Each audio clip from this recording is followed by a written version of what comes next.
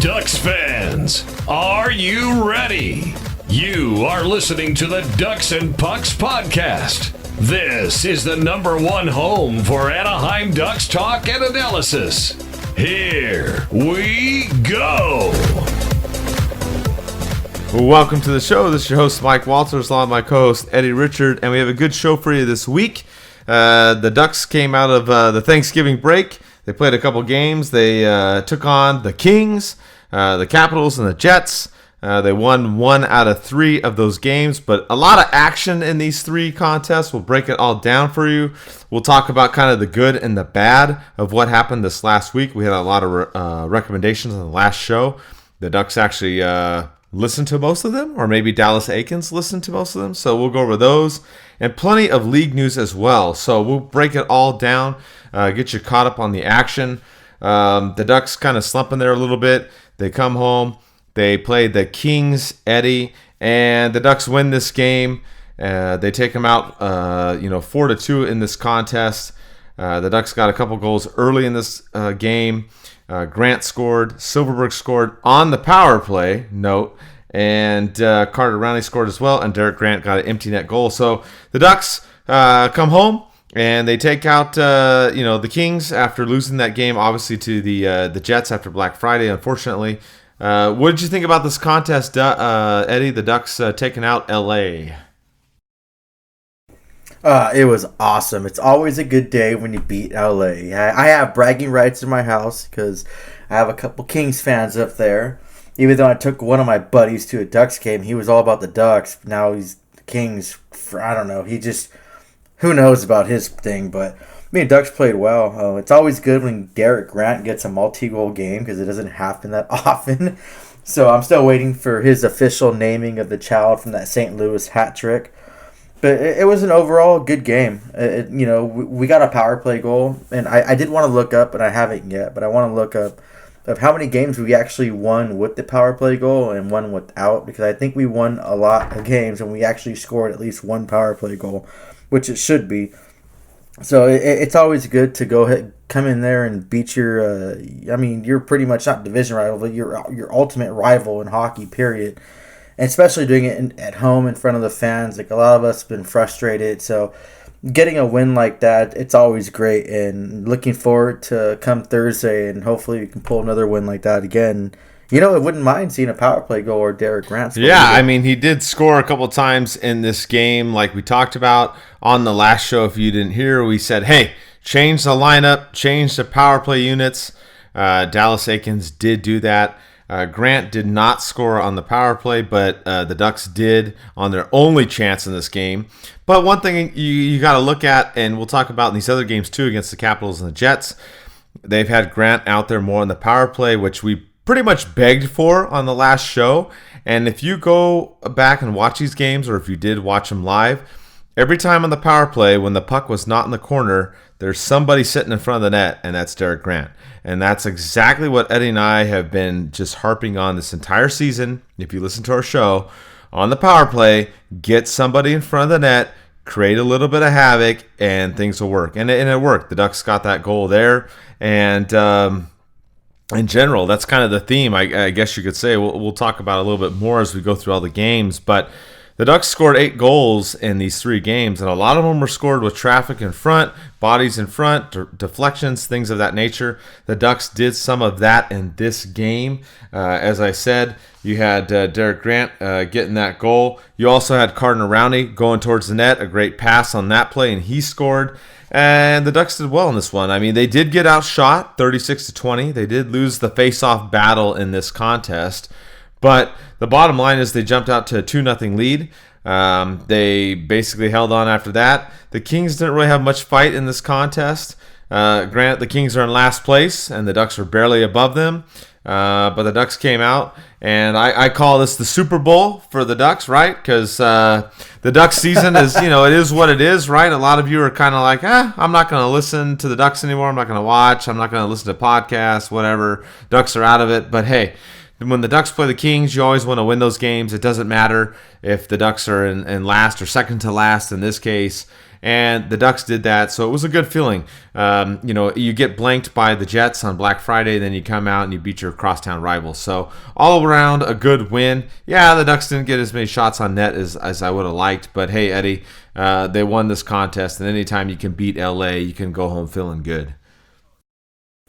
Oh yes, I couldn't agree more. And regardless if the Ducks are losing or not, you definitely want to listen to this podcast because we're freaking awesome. And we just talk about Ducks hockey, whether it's the good, the bad, or whatever. We just talk about it.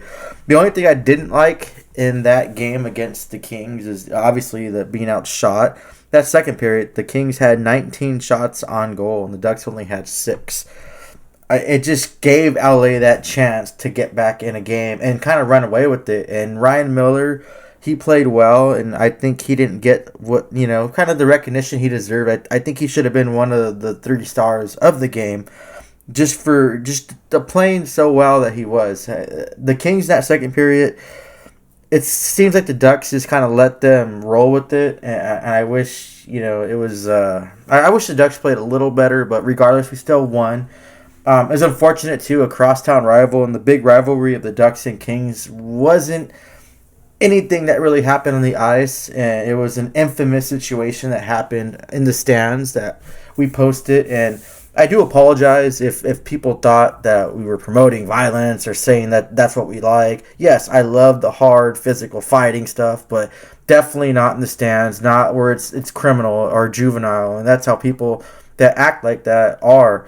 And I talked to a few fans, and I said that I hope this video of those fans fighting in the stands like that brings awareness, and just like, hey, you know what, maybe you had too much to drink, maybe you should drink less, or just try to be the bigger man and walk away, because like fighting like that in the stands, and it just doesn't look good for the Ducks organization, doesn't look good for hockey. And come on, it's like you guys are there watching a hockey game. I'm sure you want to come back and watch more. It's not worth getting banned over. And I understand when you're watching a competitive sport and the alcohol's flowing, but it's just, you have to sometimes just think about it and kind of walk away on those things. But I appreciate a lot of the fans that wrote us, DM'd us, and just talking about the situation and sent us the videos. So thank you for that. And like I said, just hopefully that video just makes you just be aware and kind of like, hey, you don't want to be that guy, because this, especially in this camera world, like these phones will record everything, and you just don't want to be known and be infamous. Yeah, this game, the Ducks won, which obviously we're all happy about. But, something you touched on there, Eddie, is this game was actually kind of mellow as far as the ice went. There wasn't a lot of fights. There were some hits here and there. It wasn't really a nasty game. I mean, I don't know, because the Ducks and the Kings are in the bottom of the Pacific and the Western Conference. I didn't feel like there was a lot of emotion or a lot of physicality in this game. As I said, of course, we're happy the Ducks pulled out the win, but it wasn't like some of the other games that we've seen with LA and Anaheim, where there's some nastiness in there. So it was kind of a mellow game on the ice. You also touched on Miller being in net. That's true. Gibson was out with illness, they said, per the team. Stolars was called up from San Diego. He backed up Miller. Like you mentioned, Miller had a phenomenal game, especially in the second period. Really kept the Ducks lead there. And the Ducks, I agree with you. He should have been one of the number one star, top 3 stars, I guess, in this contest. But yeah, it was kind of weird. The audience there in the 200 level, section 227, some people got out of hand and out of control, and it was disappointing. And we posted the videos and whatnot. Like Eddie said, we don't encourage it. We just try to report the news of what's going on. And it's unfortunate, if you want to get drunk at a game and get wasted or get high or whatever you're going to do, then don't go to a game. As simple as that. I mean, if you're going to get that crazy and fight with people, then, stay at home and tear up your own house. Don't tear up our house at Honda Center. It's uncalled for. So that part was a little disappointing. It was kind of a weird thing, but that happened late in the game. The Ducks ended up winning this contest. We're not strangers to it. We've seen it before with the Ducks and the Kings when they play. There's shenanigans that go on in the stands or in the parking lot, so it's nothing new. But this is just kind of a PSA, if you will. Just stay home. If you're going to get crazy like that, act a fool, as I like to say, then stay at home and act a fool in your own house. Destroy your own house. I don't really care. Do whatever you want at home, get mad at the TV, yell and scream, but don't bring it to the arena. And that goes for any sporting event. That's just stupid. So, but anyways, yes, the Ducks, they won this game. I thought Ryan Miller was awesome in net with Gibson being out. And things look good. The Ducks turned around. Good response after that Winnipeg game. And then, of course, going into the next game, we knew this was going to be more, we thought the King game was going to be heated. The King game wasn't heated except in the stands, unfortunately. But the game against the Capitals, oh my God, it was like 4th of July and Christmas, right? Plenty of fireworks in this game. Right before it, a couple things did happen, Eddie. The Ducks did recall Mahura, which we also begged for in the last show. Comtois came up, and Max Jones got sent down. Then the Ducks win this game against the Capitals. And basically all hell broke loose in this game. The Ducks did lose this game 3-2. But there's so much to talk about in this contest. I mean, it's just crazy. I guess we can go with kind of a little bit of the scores in here. Washington took the lead in the first period. They got a power play in the second period, scored on that. And then it looked like the Ducks responded. Looked like they had another power play goal, which was taken away on a challenge. A very, very close play, which we'll get into. Getzlaf did score. Henrique scored early in the third. And it was 2-2 briefly. The Washington Capitals scored, took a 3-2 lead, and they ended up winning this game. But all kinds of shenanigans in this game, Eddie. We had Gudas knocked out Richie. Richie hurt his MCL. He is out 6 to 10 weeks. Delorier said, "Screw you, Gudas," and beat the crap out of him.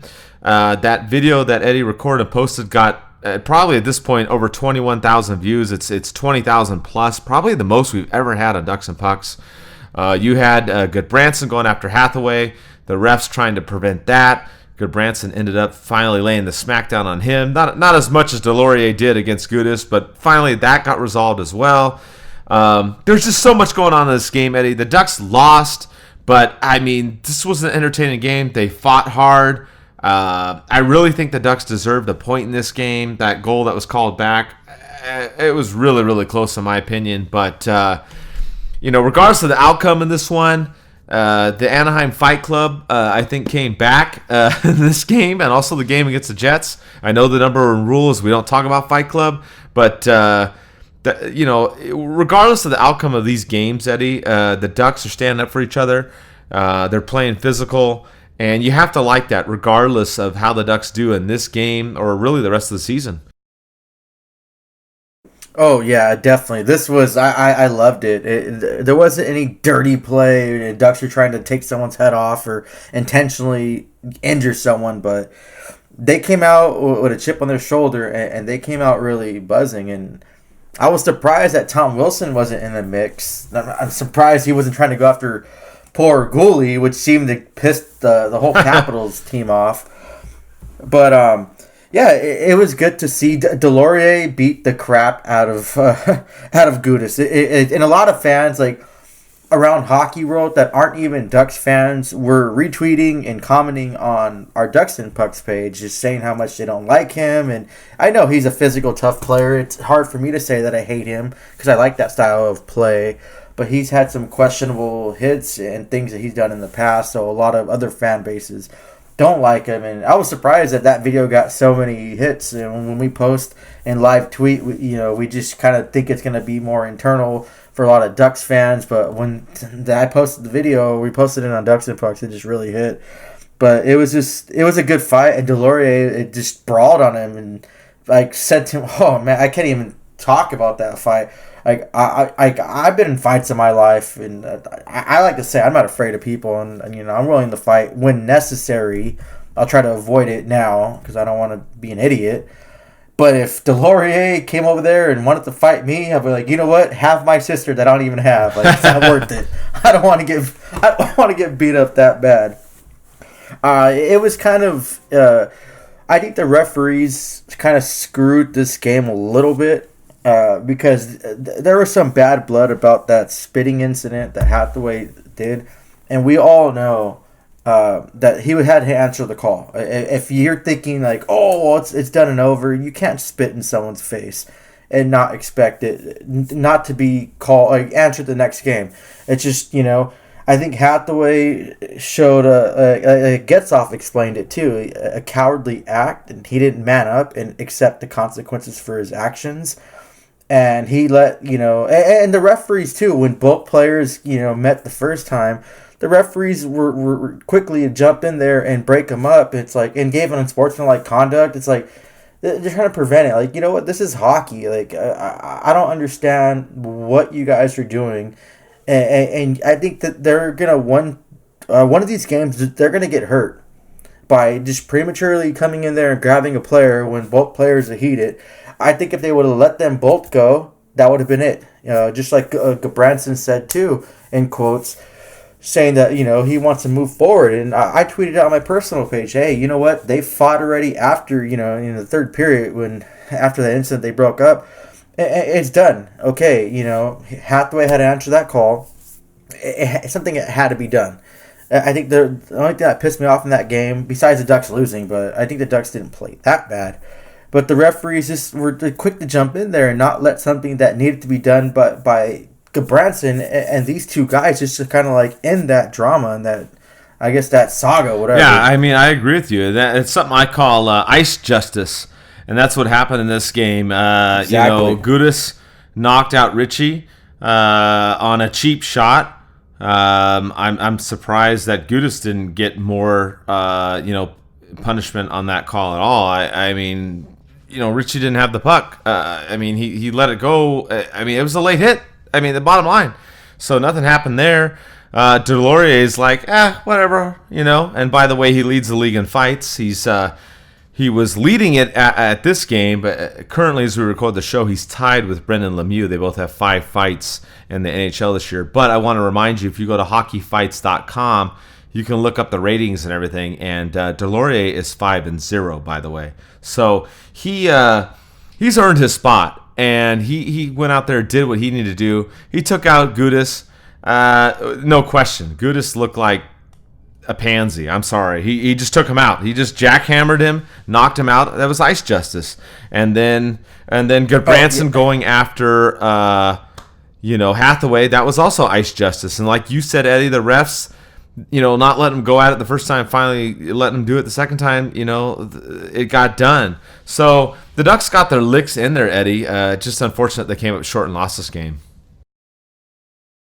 Oh, yeah, and I believe they're called the Russian Machine Never Breaks. They wrote an article about this, and they posted one of our videos. Thank you for doing that and linking us. We appreciate that. Instead of just trying to just put a video on there and cover up the watermarks and stuff. So I do appreciate that. But they wrote down that Delorier landed 12 straight punches to Gudas's head. Like, holy crap. And Gudas isn't a weak guy. He's not one of those guys that Delorier was just preying on and kind of just, he's a victim. No. Gudas is a tough customer, and he's fortunately he's not really good at fighting Ducks players, aka the Superman punch a while ago. But yeah, like we touched on too, that first one pissed me off. And you know what, Getzoff was quoted too, saying it was cowardly that that should have been addressed in the first period. And it should have been done and done. That's it. But of course the refs and Hathaway didn't want to address it. But once they finally met, Gudbranson beat the crap out of him. It was a good fight for him, and he's a big guy. So I'm just glad this situation's over. It's not going to bleed into next season. I'm pretty sure in the hockey world it'll be forgotten. And like you said too, Mike, ice justice. And people that understand that, and you have a few people that seem not to understand hockey, or maybe they don't follow it as much, but they're trying to justify still. Gudbranson did this, he deserved it. But I've said numerous times, no one deserves that kind of disrespect to spit in someone's face. That is just the ultimate thing. And if you don't see a problem in that, then I feel sorry for your upbringing. And I apologize if I'm offending anyone, but that's just that's something you don't do. I rather you punch me straight in the face than spit in my face. I agree 100%. And it was funny too. You posted those fight videos, right, of Goodbranson and Delorier, and I was laughing. I texted Eddie a day or two after the game, and I said, "Hey man, a lot of Capitals fans are mad. They're still tweeting us talking trash." I go, just ignore them. I mean, it was so funny. The Capitals won the game, but their fans were still tweeting us 48 hours later talking trash. And I was just cracking up like, you guys won the game, okay? Yeah, we beat the crap out of you physically on the ice, but you won the game. Like, why even comment? I mean, I just laugh. Social media is so funny to me because before I started this, I wasn't on social media. Some of you know I wasn't really into it. Started this thing. I got on social media.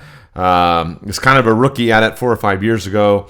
And I just crack up. I just don't respond to anybody talking trash anymore, period. I just don't care. Like I said, it's not just me that runs the account. There's several of us that do, but I tell everybody else just ignore it. And it was funny. A lot of people, days after, Capitals fans still revved up and pissed off that we posted those fight videos. I'm like, I don't know what to tell you guys. If you're a Capitals fan, listen to this podcast. Your guys got their asses kicked on that game. I'm sorry. Yeah, you won on the scoreboard, but physically you got beat down.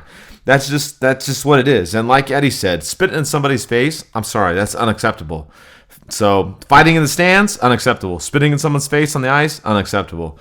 That's just the way we look at it. But I thought the Ducks got a little gypped in this game, Eddie. The other part of this was the disallowed goal. I was watching it on my phone. I had the Fox Sports Go app. If any of you don't have that, please download it. It's awesome. If you're not at your house, you don't have your TV, you're on the road, go to the Fox Sports Go app. The picture is crystal clear. You can see everything on there. I thought it was a really, really close play. It looked like the Ducks were going to get another power play goal, Eddie. It was a really bang play. They called it a goal. They reviewed it. They said Fowler's skate was up in the air when the puck went across. I thought it was close. Maybe they got it right, but I mean, what did you think, Eddie? It was a super tight, play. Yeah, that was one of those things I was like, as a Ducks fan, I wanted it to be, definite a Ducks goal, but honestly, I'm in that big question mark. I don't know. And when in doubt, I say just call it no. People probably don't agree with me saying that, but just think of it being a Ducks fan and playing that, those Oilers that one game. Just, I don't know. It's one of those things where you don't want it to happen when it's against your team, but it's, I don't know. It's just, yeah, I'm in a big question mark. I'm still like about that. Like, it's just one of those tough situations for me as being a hockey fan, because I love the Ducks and I try to be fair to all hockey. But seeing that, you couldn't tell if his skate was down or his skate was up. And I know a lot of people think that if you jump or have your leg above that line, it counts. But no, once your body's before that line, it's the rules. It's unfortunate. I wish it were a goal, but you know what? It's not. I'm just glad the Ducks won the game by, not the score. Yeah, I mean, it's tough. If you go by the rules, Fowler skates up, the puck goes across the line like a split second before, so it's probably not a goal. Just an unfortunate sequence there. The Ducks, like we said, they changed up the power play lines. They scored a power play goal in the game against LA. They scored one in this game, and then it was disallowed. So it's unfortunate. The Ducks came up short in this one. And then they had another game this week. They played the Jets. A really weird early game on Sunday at noon. I was like, good Lord, because I had a late night at work, so I had to get up early and watch this contest. 12 noon on a Sunday. That's kind of early for me. But Gibson came... Oh, you know what? I had to cut you off. I'm sorry, Mike, but I'm going to start bitching again about that Philadelphia game. Yeah, that was the early one. I'm just going to throw that out there right now. I know you guys are tired of hearing that, but you know what? I have to just throw that out there. That was a rough one. That was an early Saturday game. But yeah, so this one... So Gibson came back finally, right? He was out the last couple games. Stolarz got sent back down. The Ducks called up Sam Carrick, which... everybody was pissed off because it was Carrick bobblehead night in San Diego, but he got called up and he didn't even play. I don't know. I don't run the team, but that's what happened. And in this game, the Ducks were more competitive in this one, obviously, than the Black Friday game. They did lose it, but again, entertainment all the way around. The Ducks in this one had some more fighting going on. You had Getzlaf dropping the gloves right in the beginning of the game against Allers. And so the Ducks went at it. Scheifele scored first. Silverberg scored shortly after it. It looked like the Ducks may have got to the third period tied, but Lowry scored late in the second. Devin Shore got one, his first one in the third, gift by Hellenbuck. And then Scheifele got a power play goal late in the game to pull this one out. But this was another game, Eddie. The Ducks came up short, but I felt like they could have maybe got a point out of this one too. I didn't think they played that poorly in this contest. They just, in this one, lacked a little bit of discipline, took a couple penalties they probably shouldn't have, especially that one late, which cost them as Scheifele got his second goal of the game. And the Ducks came up short in this one, just like they did against the Capitals. They lost 3-2. Oh, yeah, and they were tied in shots, tied in the face-off percentage, but they got outshot again, 12-5 in the second period, and it just, you can't allow teams to do that, and I don't know how many times I'm going to say this, I'm going to keep saying it until something changes, but you can't play that kind of hockey. You can't just come out strong and win or even tie a first period and then lose a second period and expect to come back that third period. Like, yeah, if you want to look at just the scoring of it, Ducks and Jets were tied in the first. The Jets won the second period by scoring that one goal, and the Ducks had 0 goals. In the third period, it was a 1-1, goals. Each team split goals on that. But unfortunately, the Jets won that second period and won the game. You just can't play that kind of hockey, and you can't really blame Gibson when he's facing that many shots and you only shoot 5 times. It's insane. It's crazy. I'm glad they scored, because after that Black Friday game, it was just it was bad. So I'm glad they actually scored. And you know what? With Ehlers trying to drop the gloves at Getzlaf, I don't understand that. Getzlaf's one of those players. He's a tough customer, and he knows how to throw him down. And for a little cross-check like that Getzlaf delivered on Ehlers, I don't know why you would drop the gloves in that situation. I don't know if it was one of those things where you're a chihuahua, you're trying to bark thinking the person's going to just walk away, but he doesn't. But you know what? I still respect Ehlers for going over there and dropping the gloves with him and fighting, even though it was a one-sided fight. I haven't checked the hockeyfights.com official rating that fans do, but if it's not 100% Getzlaf's way, I don't see how people can even give Ehlers a point in that. But it's just unfortunate. Devin Shore scored his first goal of the season, so that's positive. It's kind of late in the season. He's not really panning out for the Ducks. He's showing glimpses of greatness and how he plays, but he's just not producing. But you know what? Overall, the Ducks, took a loss, and we just had to accept it. They scored the 2 goals. They're in a situation right now where they're rebuilding, and they're giving opportunities to younger players and things like that. And it's one of those games too that kind of stings, because the Jets are lacking in their own blue line, and they're dealing with their stuff. And man, I really want the Ducks to win this game, especially having to watch that Black Friday game and then that's that's kind of, I guess, the theme that the Ducks played Washington, they lost. They played Winnipeg and they lost. They're not going to play either one of these teams anymore this season. And I'm with you. Towards the end of the game too, in the third period, the Jets did shoot the puck out of the rink in their own zone. I felt the Ducks should have got a power play for delayed game, and then the refs were like, well, the puck went off Henrique's helmet. I don't think so. I think the Ducks should have had a power play there. Whether or not they would have scored and got into overtime, I don't know. But that kind of was irritating at the very end when that call, they called one against the Ducks. Scheifele scores. He gets a power play. And then they had a chance there in the third period with a power play potentially there, and they didn't get it. They had other chances as well, obviously, in the third period as well. and they weren't able to get it done. Obviously, when Lowry cross-checked Kasha in the thing, and they still weren't able to score on that one. But I thought the Ducks would get one late in that period. So, overall, the Ducks, it's still an entertaining game. When you watch them, if you're like, I'm checked out, whatever with the Ducks, well, that's fine. But, shame on you, because these games have been fun to watch. Like we said, the Fight Club has come back. The Ducks have been going at it. They've been standing up for each other, not taking crap from anybody, which is a good sign. So, yeah, the Ducks only won one of the 3 contests. But overall, and we'll kind of break it down in the next segment, the stuff that the Ducks have done since, the Thanksgiving break, if you will, we'll talk about. So I just want to let you know that this show is brought to you by Entertainment Concepts. Check them out.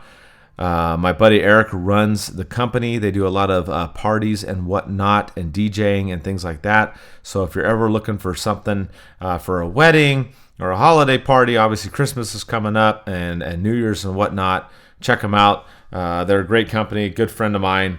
He'll hook you up. So with that, we'll kind of break it down into the next segment, Eddie. And then, of course, the third segment will be our league news. But let's talk about the Ducks and kind of evaluate what's been going on. I think they've been kind of listening to the podcast, Eddie. I don't know.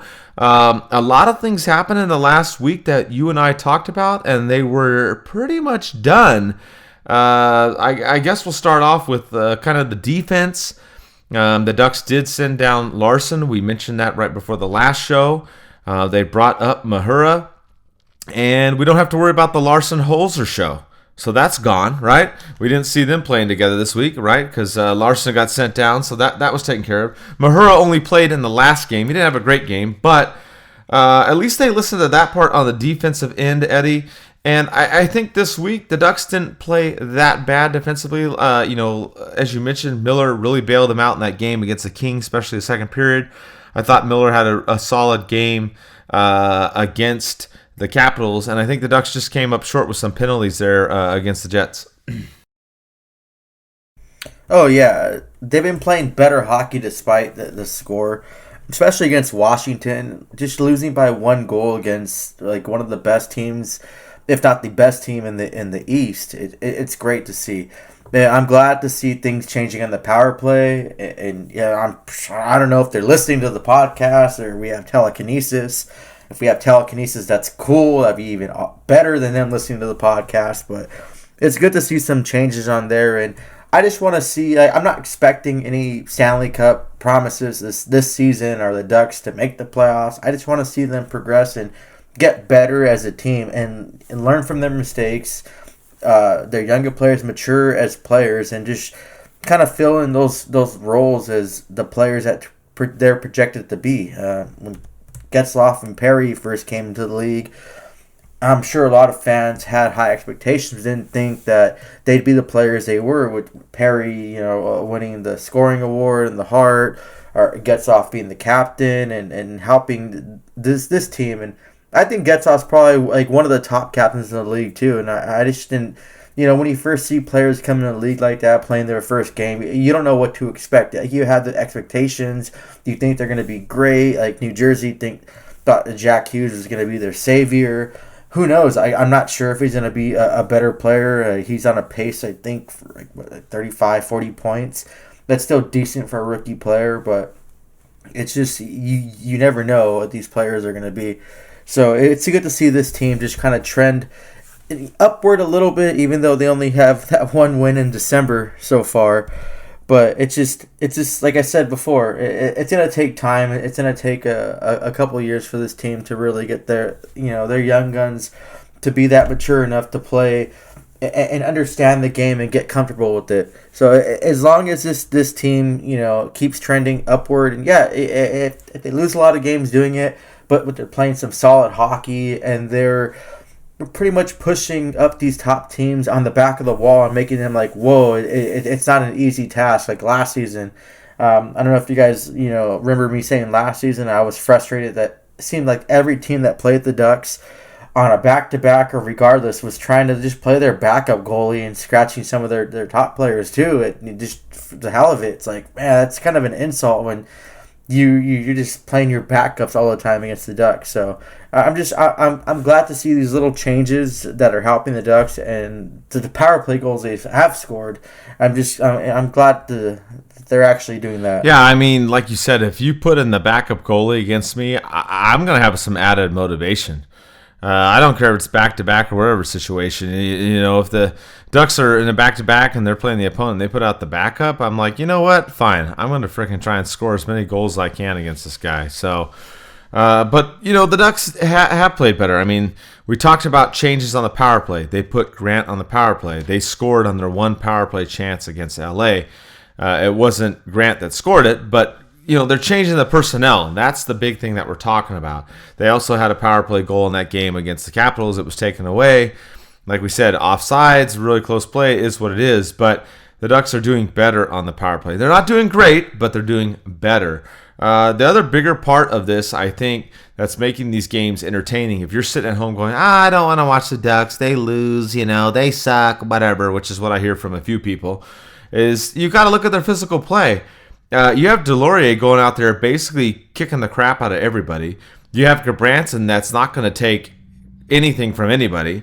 And you even have Getzlaf getting into it. So, I mean, this team is out there playing physical hockey. They're using that to motivate themselves. And like you said, Eddie, yeah, they came up a goal short against the Capitals. They came up a goal short against Winnipeg, teams that have winning records. Obviously, the Capitals one of the best in the league. But they're being competitive against these top teams. So you have to look at that as being a positive. Yeah, the Ducks aren't going to win the Stanley Cup this year. I know that's heartbreaking to you if you believe that. It's not going to happen. It's obvious. They're probably not going to make the playoffs. You know, the first couple weeks at the beginning of the season, we thought, okay, they're playing good. Maybe they can squeak in as a wild card, and they could maybe still do that. But, you know, it's kind of tough now with a lot of the things going on. But the bottom line is you have to be happy with this team in the sense that they're playing more together as a group, as a team. They're standing up for each other. They're not taking shit from anybody, pardon my French. And they are entertaining to watch. I don't care what you say. There's not a lot of physicality as far as fights in hockey anymore. And the Ducks have gotten back to that. They brought back the Fight Club. They're doing that in the last couple weeks. And it's exciting. I watch the games and I get pumped up. Even when the Ducks lost these last couple games with Delorier and Getzlaf getting into the mix, I was excited. I was screaming at the TV. You know, my wife had to tell me to calm down. You know what I mean? Eddie knows. I get pumped up. That's how I am. I get really pumped up when I see stuff like that going on. And when I saw Getzlaf fighting, I was like, let's go. I was like, wife, look, Getz is fighting. Like, holy crap. Like, he doesn't fight that often, right? But he dropped him too. So you look at this team overall, and yeah, you can sit there and say, yeah, they're not going to make the playoffs. Yeah, they're not a Stanley Cup team. Whatever. I'm going to sell my season tickets. I don't care. That's fine. You do what you want to do. I'm still excited to watch this team. They are entertaining. That's the bottom line. And yeah, they're not winning all the games. They're a couple games below 500, which isn't that terrible. But they got a lot of young players. Aikens is trying his best. He's changing up the power play units. He's changing up the forward lines. He's moving players up and down. He's doing some things. We were a little critical on him in the last couple of podcasts, which we're still going to be critical of him. There's still some things he could do a little bit better, but he's not staying stagnant, Eddie, and I think that's the big thing. We were so mad with Carlisle because he would just do the same thing over and over again, the definition of insanity, as we talked about. So at least with Aikens, he's not perfect, but he's trying to do other things, and it's at least making this team interesting to watch. I guess opposite of what the score said about the Ducks to begin the season, this team has been entertaining. Oh, yeah, and I love watching this team. I watch it. Even the games I miss, I'll go back and watch it. Like, the Jets game, I haven't watched. I didn't watch it live because I was playing my games on Sunday. It was a little too early for me, but I go back and watch all these games. I analyze it, just have an opinion for myself. I don't just take anyone's word for what it is and run with it. But I still love watching this team. They're my team. I've been a bandwagoning Ducks fan since '95. Watching my first game, so I was two years short of being, an original Ducks fan since '93. But I still love watching the Ducks. I still love watching hockey in general. It's unfortunate that the physicality is decreased and the fighting is low. But I mean, I still like this team, and I'm glad that they're adapting to variable change and they're willing to do things to change and be a better team. Yeah, I know a lot of us got upset about the training camp being closed to the public because it's never really has been, but it was cool for the players to actually be themselves and not try to, act differently in front of fans. They can be their silly, goofy self, do the dumb shit they do. Aikens playing music, and players can pick the music. I don't know if they had a choice of music, but when you have things open to the public and fans, some people get offended by certain things. And I know a few other NHL teams have done the same thing. I don't know if Aikens was the trendsetter of that. I don't know who started, letting teams play music and in their practices or training camps. But it's just, I think it helps the players just grow as players and let them be themselves and find their identity. And the last few games I watched, I really did like watching the Ducks play those. They came out strong against the Kings, and they knew that it was their division rival. It was a big game, not just for themselves, but for the fans too. And if you don't think these players care about the fans, and I don't know what you're thinking these players do, because I really think these players care about their fans a lot, and you can tell that by every interaction that you have with the players.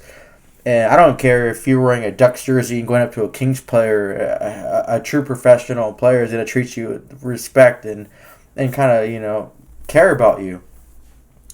So, yeah, it's good to see this team, just seeing them progress and building up. And especially our young guns, too. When I see the Sam Steeles or the Troy Terry, especially Troy Terry, because he's been on my eye for a while. I think he has a lot of potential. Especially I watched in the few games he played at, in Denver over there. He was in college. So I just want this team to trend upwards, and they're still fun to watch. And I know a lot of people are just stuck on being negative, and I'm not trying to tell you, how to watch hockey, I guess. But, I mean, come on. You have to just be happy to be a fan of the Ducks. I mean, it could be worse to be a Kings fan signing older players. Yeah, and I mean, another thing about this team, Eddie and I have harped on it for I don't know how long, but I went back and I watched all the goals scored this last week. And that's something that Eddie and I talk about. We go back, I pretty much watch every game live, either in person at Honda Center, on the TV, or like I said, the Fox Sports Go app. But I went back and rewatched all these goals. The Ducks had 8 of them to kind of see how they were scored, what happened, what's going on with this team. And if you go back, out of the 8 goals, 5 of them were scored by some kind of chaos in front of the net or players going to the net, which is what Eddie and I talked about. So if you go back to the LA game, Rowney scored with a good pass going towards the net. You look at Grant, he was in front of the net. Deflected point shot, he got it, backhanded in, scored. You look at the Capitals game, Mayhem in front, Getzlaf comes in and finishes off, and he scores. You look at the game against the Jets, Devin Shore gets his first goal. Yeah, Hellenbuck kicked it in, but again, they're crashing the net, puck goes flying, you get a bounce, right? And then Raquel to Silverberg, that was just straight up nasty. Raquel gets behind the net, finds Silverberg right at the side and scores. That was a beautiful goal. But my point is, the Ducks are doing those things that Eddie and I said they need to do. They're either getting into those dirty areas, they're screening the goalie, creating some chaos. Players are going towards the net. That's what they want to do. Yeah, they're not winning all the games. We didn't expect that. But the thing is, the Ducks are playing hard. They're hitting people hard. If someone's going after someone, they're responding, they're fighting, and they're going towards the net, which is what we said was the issue, especially last season. I felt like the team had no fight in them. They weren't dropping the gloves that much. They weren't responding that much, and they weren't really getting in the crease of the corners. So you look at this team so far this year and going forward, yeah, they're not going to be the best team in the league. But you have to look at them and you have to be excited about the fact that they are doing things a little bit differently. They are going towards the net. They are fighting people, like we said. They're standing up for each other, which is huge. And I think that's a big thing. I'm excited when I watch these games. They're going to play the Kings again this week. Hopefully we beat them down one more time. They're going to play the Minnesota Wild, Eddie's favorite team outside of the Kings, right? Eddie loves the Wild, right? So there's going to be some fun stuff going on. These other games coming up, so I'm excited. I watch these games, I get pumped up. I mean, when I see the Ducks, the way that they're playing, I'm not going to lie. The last couple of games they lost, but I was still like excited to see the type of game or the type of product, I guess you could say, that they're putting out on the ice. That, yeah, they lost. I get it. Whatever, get upset, but they're competitive. You know, they almost took the Capitals to overtime. They could have. Same thing with the Jets. Yeah, they could have won some of those games. Yes, the refs called some BS stuff and whatnot, but overall, I'm happy with the way the Ducks have responded. I think Aikens, maybe he listened to the podcast, I don't know, but he changed some stuff up in the last week, and this team's been kind of fired up. They've been playing with a little bit of swag. Like we said, they're on the outside looking in. They're probably going to be that way for most of the season, Eddie.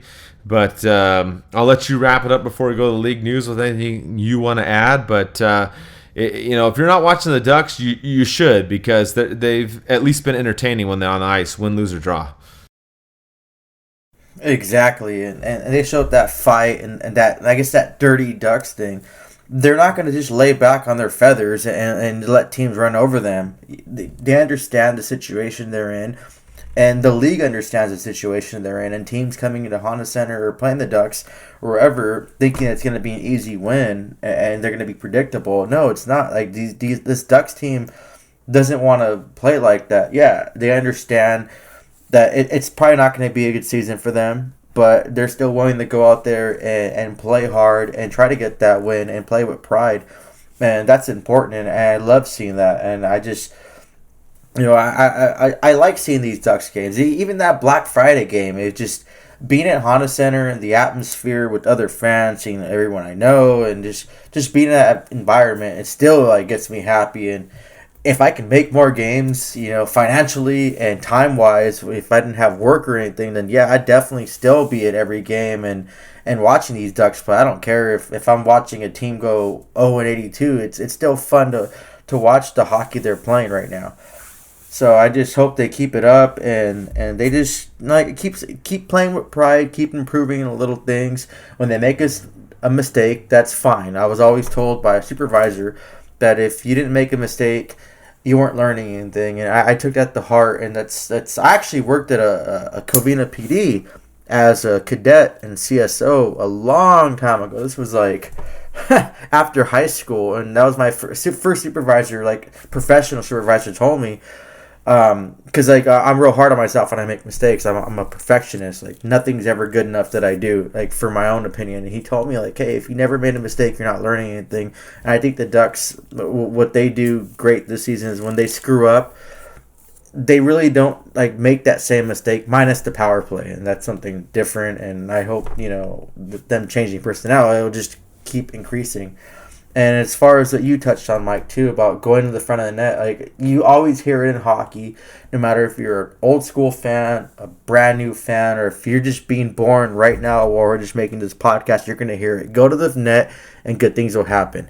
Like I'm a beer league player, I'm a club player, a rec league player, and I've never been the best player I could possibly be or even that good. I'm an okay, decent player, but my strategy and how I get all my goals is I crash that net. Yeah, it hurts like hell because I'm getting cross-checked in the back most of the time, or I'm getting pucks to the chest, or I'm getting hit with pucks that my team's firing, but I just go to the front of the net, keep my stick down, and hopefully good things happen, and sometimes they do, and it makes me look good, and bounces off me or whatever, but like I always said, and any hockey fan will tell you, either past, present, or future, is go to the net and good things will happen. Yeah, and that's what the Ducks have been doing. So, I think the Ducks are going to be competitive down the stretch. If they do squeak in the playoffs, then great. If not, I'm not really stressed about it. I think this is obviously, like we said, a rebuilding year. We'll just take it from there. So, with that, we'll do the last segment of the show. We'll talk about league news. If you didn't listen to the podcast last time, we talked about all the coaching controversies, right? We talked about the Calgary Flames coach getting fired. We talked about Babcock and all that craziness. Well, Bettman's come out to address all that. Your favorite guy, right? The commissioner that gets booed everywhere he goes. I don't know who gets booed more, Trump or him, but hey, Bettman gets booed a lot. And he's talking about that there's going to be mandatory annual training for the head coaches, assistant coaches, minor league coaches, GMs, assistant GMs, etc. on diversity and inclusion as well. He also says that there's going to be a basically quote-unquote hotline for players to call with complaints, and that any whistleblower will be given protection. So a lot of stuff going on there after all the craziness with some of the coaching things that we talked about on the last show on that. I don't know if you want to weigh in that, Eddie. I mean, I think it's good that they're addressing it. Obviously, with some of the stuff that's gone on, it's been a little crazy. I just hope that people don't abuse it. But that's kind of the latest and greatest news there, is that the league is going to address these issues with coaches being abusive, I guess, either verbally or physically. I think it's a bad idea. That's just me.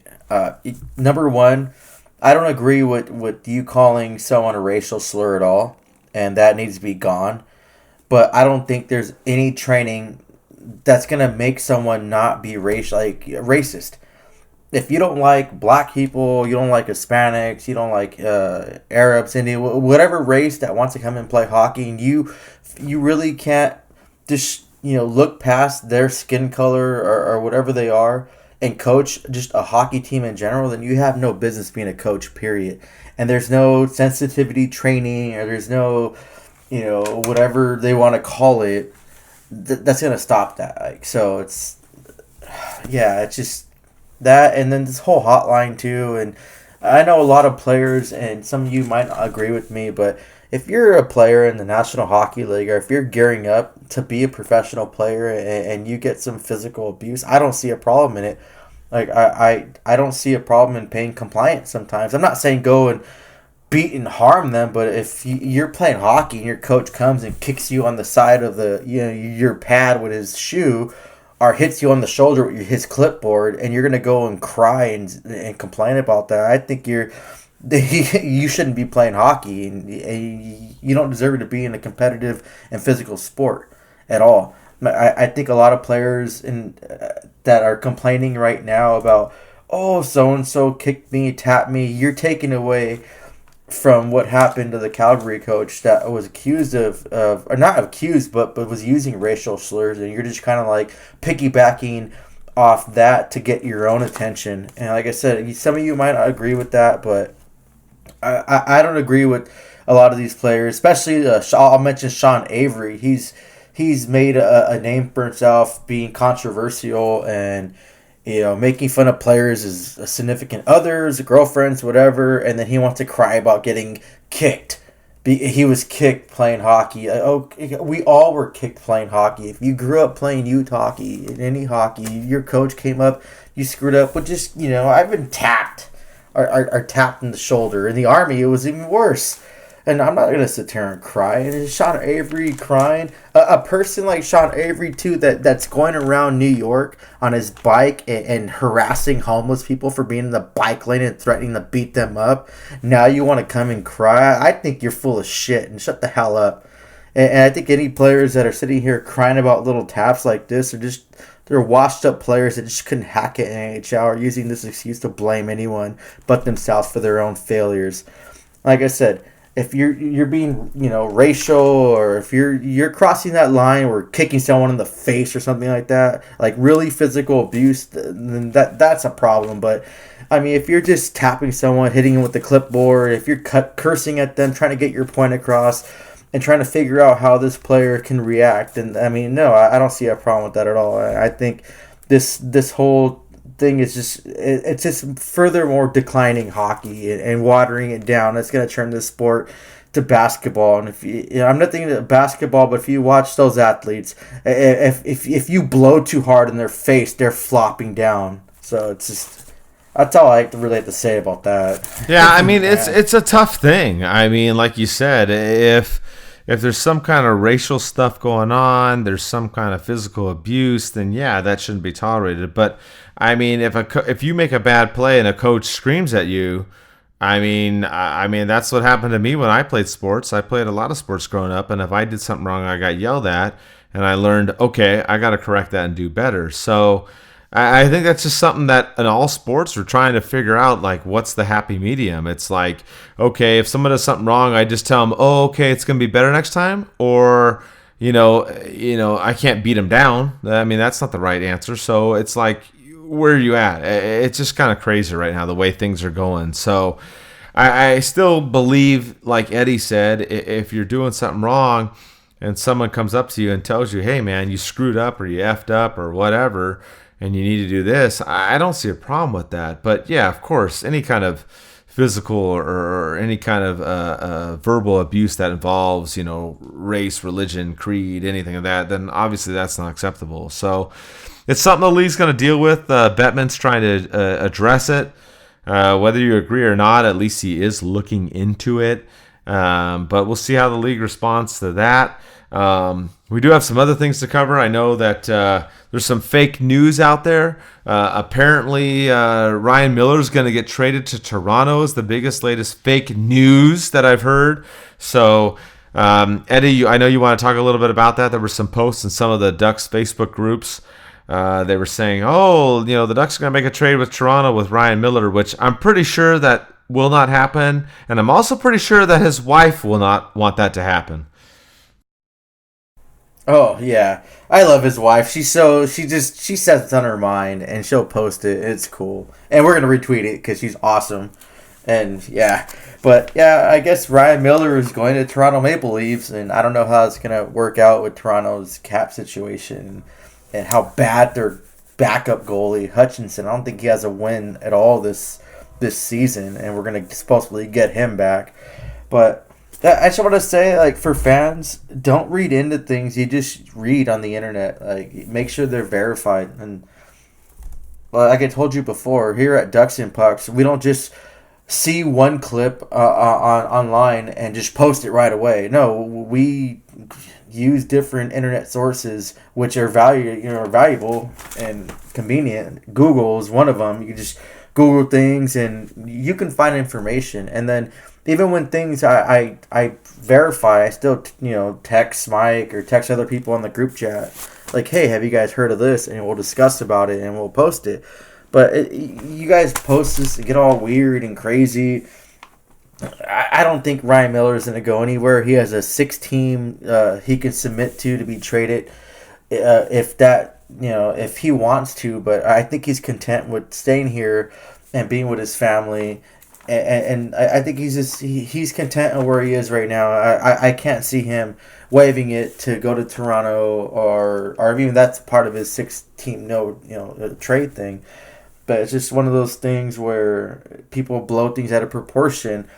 To go off other league news as well, unless you want to touch on that. No. Go ahead. Cover the rest of the stuff. Okay, well, Detroit to put Madison Bowie, a right shot defenseman, on waivers. He has a cap hit about $1 million. His contract's up this season, and someone posted on one of the Ducks fan pages on Facebook, oh, someone should get him, or Murray should pick this guy up. But once again, fans, it seems like every player that gets on waivers, someone wants to pick him up and thinks he's going to be a good thing for the Ducks. I don't know if you're playing too much NHL, 19 or 20 now. Yeah, I know I picked up a few players on waivers and they would score 30 goals, but that's not how it happens. It's not realistic. You want to pick up this guy. Yeah, if we didn't have Gabranson, okay, maybe it would work. He's more of a physical, gritty player too, and he'd be a great, bottom pairing defenseman. But we have Gabranson. So once we get fully healthy again, you're talking about moving Gooley or Mahura that should be up and should be getting a little more minutes at the National Hockey League level, just for a kind of a 1-year rental player because you can pick him up. It's weird to me. But you know what? Bargain Bob, who knows? Maybe he's not going to Target or Walmart anymore. He's back at the 99-cent store trying to get a player and seeing if he can flip them for value. So I honestly wouldn't be surprised if we pick up Madison Bowie off waivers, but I really hope we don't. Like you said, Eddie, I just don't see it happening. I mean, yeah, Bargain Bob, I get it, but I don't see a whole lot happening with this team as far as trades or picking up people off waivers and stuff until we get into February. I really don't. I think he's going to ride it out. I laugh at the Ryan Miller rumors. I'm just cracking up at that stuff. I'm like, he's not getting traded. You guys are on crack if you think he's going to get moved. That's not happening. Just like Taylor Hall is not coming to the Ducks. We talked about that too on the last, 2 or 3 podcasts. So, as far as that all goes, I would just hold out. I don't see the Ducks doing a whole lot. I think they're going to kind of see what happens this month. Historically, the Ducks do better at the end of December going into the rest of the season. So that's my take. I think Murray's going to see what they do the rest of this month in January, and then in February we can talk about it and see if stuff's going to happen. But I just don't see him picking him up. I really don't. He brought Mahura up. I think they're going to sit with that. Also, I forgot to mention a little update too. It looks like Josh Manson is supposed to come back this week. He has been skating with the team. That's another reason why I don't think that move would happen. Also, Nick Ritchie got placed on the IR, and he's out 6 to 10 weeks. Some injury updates there. I forgot to mention earlier in the show. But with Manson coming back, most likely sometime this week or by the end of the week, I highly doubt the Ducks do this move, Eddie. Oh, yeah, I agree with you, especially with Josh Manson skating with the team, and he's projected to be coming back soon. I can't see it. It doesn't make sense for the Ducks to do it at all. And I get it. And people get excited.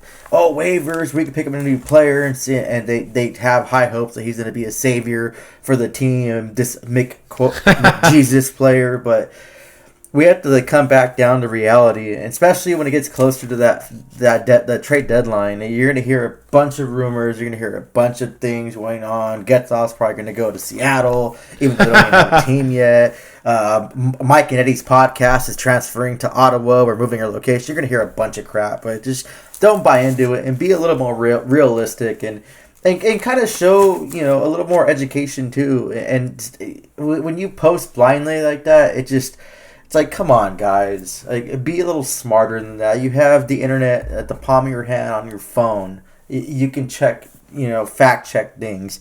If not, you can happily tweet, message us, DM us on Facebook, anything. Ask us about it. And a lot of you guys do too. Mike, you probably get a lot more than I do. But yeah, I have a few people that be like, hey, have you heard about this? And even things I haven't heard of, I'll go and fact check it.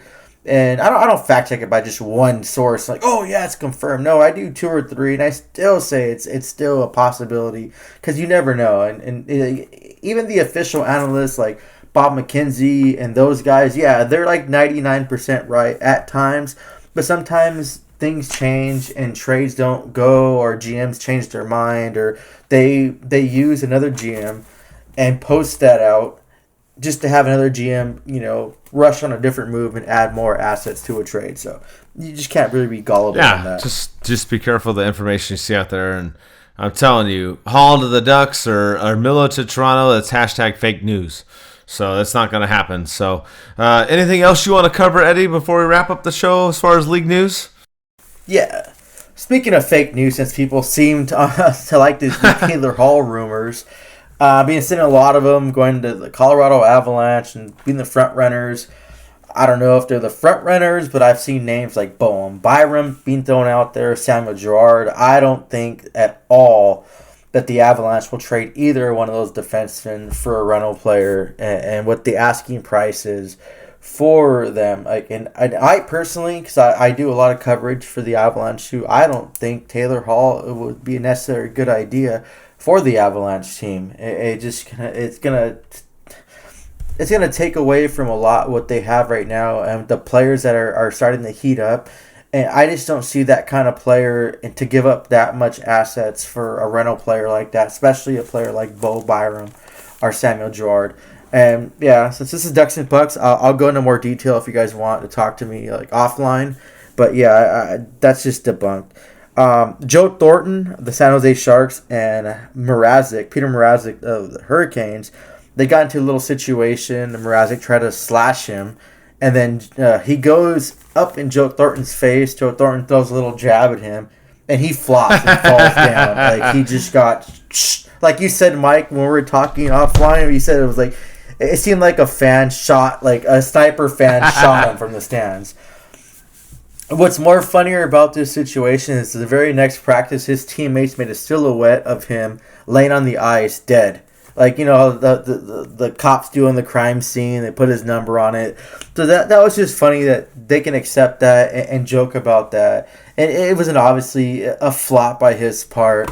If you're a goalie, yeah, I love goalies, but if you're going to try to throw a vicious slash like he did and then go up to someone's face, be expecting someone to hit you back. I don't understand why he didn't think Joe Thornton was going to do anything. Joe Thornton's a player that's not shy from dropping the gloves. Ducks fans remember him and Getzlaf dropping the gloves. I believe it was at center ice one of the games. So, yeah. And other news, too, from the Ottawa Senators, Nikita Zaitsev. He's dealing with some custody issues where his ex-wife said that he kidnapped the children and moved to Canada, and this big old controversy. His agent came out and said that wasn't the situation. There was a video of, I guess, forcibly moving the kids, but he didn't forcibly remove them per his agent. The situation was blown out of proportion. They're just dealing with the bad custody battle, and it's just unfortunate, and I feel really bad for the children, and they have to be going through that, and just it's an eye-opener for us fans. I don't think these players are normal people, but they are, because I'm sure a lot of fans can relate to that. Thankfully, I haven't. Knock on wood, I never want to go through that in my life. But I wish, number one, I wish the children all the best, and I hope, especially coming the holidays, Christmas coming up, I hope that it's just something that they can work out as adults together and for their children. It's unfortunate that this news and the situation that had to take him away from hockey, but I just, like I said, I hope everything works out for him. Going over to Florida, Hoffman and versus Eric Carlson. If you remember the story about Eric Carlson and his wife accused Hoffman's girlfriend of cyberbullying. I don't necessarily like the word bullying anymore because I think it's out of context and people don't really understand the meaning of it. They think that you say one bad comment, substitutes that or constitutes that as bullying. But there are some issues going on there. It ended up, players traded. Well, apparently Matt Hoffman wanted to fight Carlson and Carlson didn't want to fight him when the Florida Panthers beat the San Jose Sharks 5-1. I guess Hoffman was saying that, quoted saying, I guess it's hockey and that's what it's about, the fighting. But you know what? If you're bringing your personal life to the rink, that's not hockey at all. And I don't agree with that. And I've harped on this so many times because people think that I'm just fighting person, fight. But no, if you're fighting because of something of your personal life, of your significant other, or you had a bad day, you got cut off in traffic, if you're bringing that kind of energy to the rink and fighting, I think it's the wrong way, and it shouldn't be. It shouldn't happen. So that's going to kind of wrap up the league news. Just to throw it out there, too, if you guys have any pets and you want them to take a picture with Santa Claus, the OC Animal Shelter is doing that. Right now, every Saturday in December, they're going to have, a photo opportunity with you and your pets. They're asking for donations that it goes toward them. They also have a list online. We'll post it on DucksNPucks that, if you can, or if you have extra dog food, blankets, anything like that, feel free to bring them over. I'm going to try to do it my hardest. The money I don't have, but I'll try to do what I can to give them something. We also have a giveaway on DucksNPucks that you follow them, share their post too. We have a dog collar and a few bandanas we're going to send out just as a thank you for helping us promote them. Yeah, and we did some giveaways too this last week. A lot of them. We had a Mighty Ducks throwback jersey. We had the Teemu Selanne book that we gave away, and a few other things as well. We're going to keep doing more of those throughout the season, so look for that. And check out OC Animal Care. I mean, if you're a fan of dogs or cats or any kind of pets, they do a lot of good things there for animals. So we're happy to work with them this season, so check them out as well. And, we talked a lot on the show about Fight Club. Eddie talked about some different things in the league news. And when it comes down to players getting into it on the ice, there's usually a reason behind it. It's either someone took a dirty hit against somebody, two players had a beef from before, a player's trying to change the momentum of the game or whatever. But any kind of this nonsense that's involved in the stands or anything that's going on in your personal life, don't engage in that kind of behavior. That's not what it's for. Find an alternative outlet, whether it's punching a bag or going for a run or something else that you can do. We joke about the whole Fight Club thing, but that's maybe some rules we should add. The Fight Club only pertains to on the ice, I guess. I don't know, but just think about that. Be smart with the things that you do outside of sports and hockey in general. With that, we'll be back in a week. The Ducks, like we said, they're going to play Minnesota and the Kings this week. We'll probably be back, a week or so. We'll see how the schedule pans out. And let's go Ducks.